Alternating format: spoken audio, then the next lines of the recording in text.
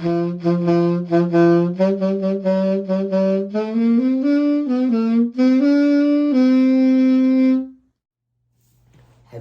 and welcome to the table. I'm your host, Dean Wolf, and today I'm finally gonna do the deck tech for my 50 sub deck video thing. This deck, before getting into the actual deck tech, first off, thank you all for 50 subscribers. I really appreciate it. I think I'm at the time of recording this, I'm like at 51 or 52 subscribers, so I've actually gotten a couple before I've made this video, which is good, but now I'm guaranteeing you who watch this a lot and like it a lot are annoyed that I'm not making a video. So this deck is this deck's gonna be pretty interesting. I mean, it's a good deck. It's definitely a really good deck, but it's gonna be fun to build because most of the cards in it I don't have, so because that's before I played, so it'll be a while before I will actually play this deck because I'm gonna have to buy quite a few of the cards that I need for the deck, so yeah. But anyways, so with the intro side, I'm not gonna make this video negative. I'm gonna make it positive. So let us get into the actual deck tech for this deck that I think is going to be really, really fun for all of you to watch and hopefully play. So let's get into it. Alright, so let's get into the creatures right away. So, there are 23 creatures in this deck, and first creature that is going to be in this deck, 4 copies of it, by the way, Walking Bulwark. And for 1 mana, it's a 1/3 artifact golem. It's not a wall, but it does have defender. And for 2 mana, until the end of turn, target creature with defender gains haste, loses defender, and deals damage equal to its toughness rather than its power. So when you think about that, one of your walls can all of a sudden attack and can deal damage equal to their toughness. And if you just play it this turn, it gains haste with this card. So, and for 2 mana, not tapping this, by the way,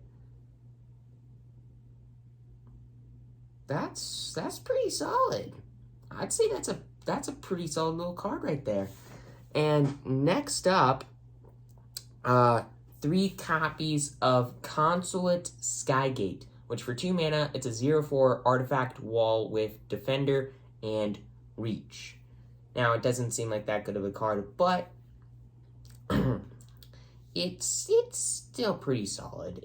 I could replace it with something else, but I like the fact that it has reach against flyers that you're probably gonna face in Modern. So, and then next up,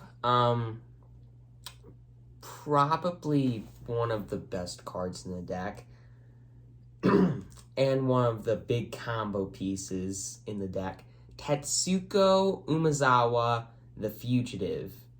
Fugitive. And for 1 and a blue, it's a 1/3 legendary human rogue that says creatures you control with power or toughness, 1 or less, can't be blocked. So when you think about that for a second, 1, your walls, if they do become creatures, are now unblockable.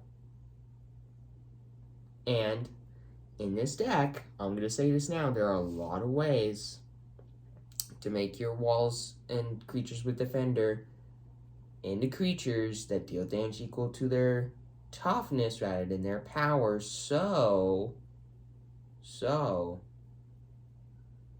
if you think about that for a second, you're going to be dealing a lot of damage because walls have a lot of toughness and it's all going to be unblockable. pretty solid. Next up, there is 4 copies of Wall of Blossoms, which for 1 and a green is a 0/4 plant wall with Defender, and when it enters the battlefield, you draw a card. Simple as that. Really solid card. And 4 copies of Wall of Omens, which is the exact same thing as Wall of Blossoms, except it costs 1 and a white, and in my opinion, the art's better. Don't judge me.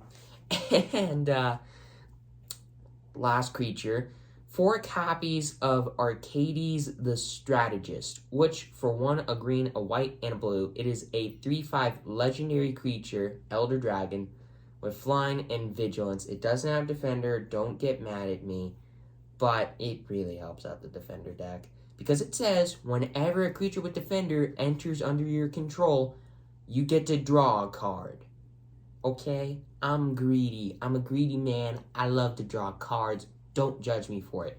The other reason I put it in the deck is because of its last little bit of text, which says, each creature you control with Defender can attack as though it didn't have Defender and deals combat damage equal to their toughness rather than their power. So, yeah, it's like a walking bulwark, except you don't have to spend any mana. Simple as that. It's just an awesome card. So, with all of that aside, that's it for creatures. Let us get into the interaction, the instance in this deck. Alright, so there are a total of 11 instances in this deck, not all of which are interactive, but there's one that's pretty key later on in the game if you have the right cards in play, and I'll talk more about that card here in a bit. So, first off, there is 3 copies of Path to Exile, which for 1 white mana is an instant. You might remember this from past few modern decks I've built. It exiles a creature, and then its controller may search your library for a basic land card, put it into play tapped, and shuffle. It's just a really solid removal spell. And then 2 copies of Spell Pierce, a classic 1 blue mana instant that counters a non-creature spell unless its controller pays 2. The main reason this card's in the deck is because if you want to play one of your combo pieces, they want to kill it. Nah. Just really solid. And then 3 copies of Counterspell, just double blue, instant counterspell. Simple as that. Just no downsides to this card. I love this card. I love Counterspell. So yeah, I'm playing Counter Magic now. I'm not gonna try to play it that often. I'm not gonna try to like stuff my decks full of counter spells. But I mean, in order for some of these decks to be good, you just kind of have to do it. I'm sorry, but you just have to do it. And last instant, 3 copies of Tower Defense, which for 1 and a green is an instant that says creatures you control get +0, +5, and gain reach until the end of turn.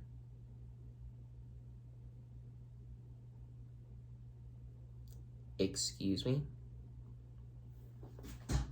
So, you have Tetsuko out.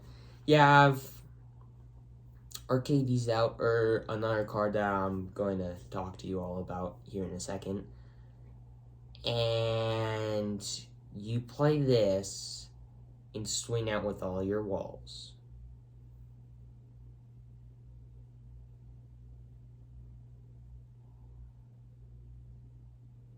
That's going to be a lot of damage. A lot of damage. When I was talking about this deck, I'm going to deal 67 damage. I'm going to deal this amount of damage. I'm going to deal 54 damage. When I was just blabbering out words, or when you thought I was just blabbering out numbers that this deck could deal to a player in a single turn, I wasn't lying. I was telling the truth. So, yeah. And with that, let us get into the only enchantments in the deck, and then just get right on into lands. Alright, next up is 4 copies of the only enchantment in the deck, High Alert. For 1, a white and a blue, it's an enchantment that says each creature you control assigns combat damage equal to its toughness rather than his power, which, by the way, if you don't know, every creature in this deck has more toughness than power. So that's going to be pretty nice. And creatures you control can attack as though they didn't have Defender. So basically an Arcades, but it's an effect for all of your creatures, and it's, in my opinion, around as good as Arcades, and a little last line of text that doesn't really matter all that much. For 2 a white and a blue, you can untap a creature. So if you need a blocker, then I guess you can pay 4 to untap it, but it's not really that good. And then getting into the lands, which I have 22 of, and this deck, the only reason that this deck is as expensive as it is, which, by the way, this deck is $271. So, well, okay, it's a little less than that. It's probably more like $260.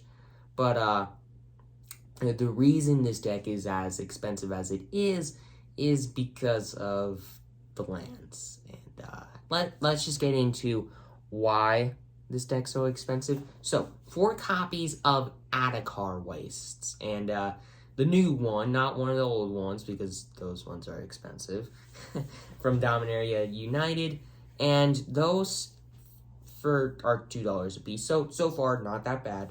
But 2 copies of Deserted Beach, which, oh, wait, no, I didn't cover what Adarkar Waste did. So you can tap it for a colorless mana, or you can tap it for a white or blue mana, but it deals a damage to you. So a Pain Land, which, by the way, I'm calling that now. I don't care what you all think. I'm calling it a Pain Land. But this card, it's pretty good in the deck because I have mainly white and blue cards in the deck. Well, I don't really have that many white cards in the deck, but it's a really good land to have if you just need white mana or if you just need blue mana. And then 2 copies of Deserted Beach, which enters tapped unless you control 2 or more other lands, and taps for a white or a blue, and it costs $7.50 a piece, which you can replace that with another land, which I will get to in the modifications. And then 2 of Dreamroot Cascade, which you can also replace because it's a $5 land a piece. And whenever it enters the battlefield under your control, it enters tapped unless you control 2 or more other lands, and taps for a green or blue mana. And then you have 2 islands, 2 plains, and 4 Yavimaya coasts, which tap for a colorless or tap for a green or blue, and it deals 1 damage to you. And actually, this card is very inexpensive, so I would just keep it in the deck. And then 3 Secluded Courtyards, which, when it enters, choose a creature type, taps for a colorless, or taps for a mana of any color. However, you can only spend that mana to cast creature spells of the chosen type, or activate abilities for the creatures of the chosen type. And 3 copies of it, and it's a $3 land. So you're probably thinking to yourself, that all of those cards that you just listed don't add up to $270 or $260. Sorry. The reason that the deck's as expensive as it is, and you can definitely replace this card, this is just really good to have in the deck if you want to spend that much money. 3 Cavern of Souls, which, land, not legendary. When it enters, choose a creature type. Tap for a colorless, or tap for a mana of any color. Spend this mana only to cast a creature spell of the chosen type.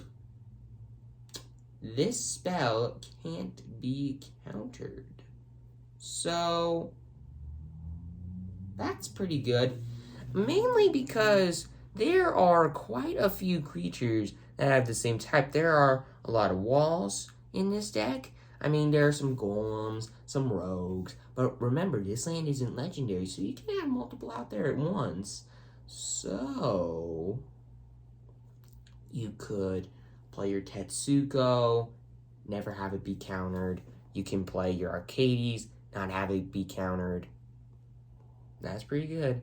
And I would definitely say if you don't want to spend that much money, which by the way, this land costs $60 a piece, there's definitely cards that you can put in the deck to replace it. Definitely. And with that, let's just get into the mana value and all that whatnot. Just get into the average mana cost of each card in the deck, and then let's get into the modifications. So the average mana cost of each card in this deck, the average mana cost of each card is 2.2. So yeah, there are a lot of 2-drops in this deck, and yeah. So I'm just gonna get into the modifications right now. Cavern of Souls, what I would do is actually go like Omega cheap and replace all 3 of those with an island, a plains, and a forest. And then take out the deserted beaches, the 2 deserted beaches, and replace them with idyllic beachfronts, which are the same thing except they always enter tapped, but they tap for the same color of mana, which isn't too bad. I mean, this deck would prefer if you have your lands come into play untapped, because, I mean, you're always wanting to play stuff early on in the game. So maybe instead, like, try to find something that enters untapped. Unlike idyllic beachfront, I mean, you can put in basics if you want to, but having that little extra, like, value would be nice. So try to, if you can, put in deserted beach, but if you can't, just put in a card like idyllic beachfront or just basic lands if you really want to. And for Dreamroot Cascade, do something similar, except with Tangled Eye set and not idyllic beachfront, obviously. And you should be good to go with that. So basically, with those 2 lands, you can put in Tangled Eye set and idyllic beachfront if you want to, but I wouldn't entirely recommend it because it's not awesome. But yeah, it's fine. But Secluded Courtyard, I would keep in the deck. I mean, it's $3 a piece.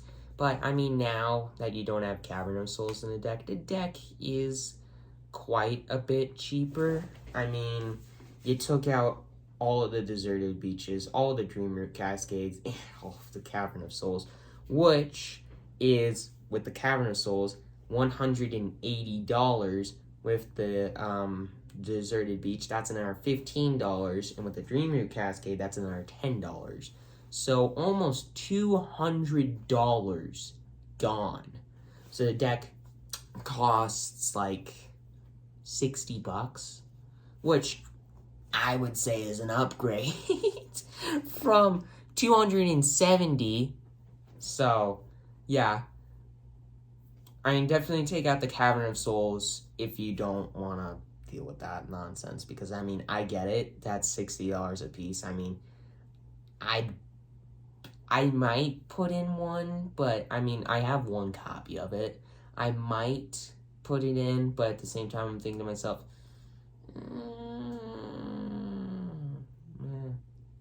but who knows? Maybe I could pull more copies of it. But I think I'm just gonna wait on putting in Cavern of Souls and wait for Brushland to more than likely be reprinted in Brothers War, which will come out here in a couple months. And that's the green and white Painland. And I would probably wait to build this deck for a little while until Brushland more than likely comes out in Brothers War. And then I would put that in instead of Cavern of Souls, because that land more than likely isn't going to cost that much money. And it's just it's a solid card to have in the deck, and it's an untapped source. So that's what I would do with modifications, and like I said, probably wait off building this deck until you actually see it in action, and until Brushland more than likely comes out, because then there's going to be more lands for you to choose to put in this deck. So, with all of that aside, I'm your host, Teen Wolf. Please consider subscribing, and I hope you enjoyed this 50 subscriber deck tech, and it's, like I said, probably going to be a little bit until my actual 50 sub gameplay video for this deck comes out, because I need to get some of these cards, and hopefully I'll have them soon, but until then, I will see you next time.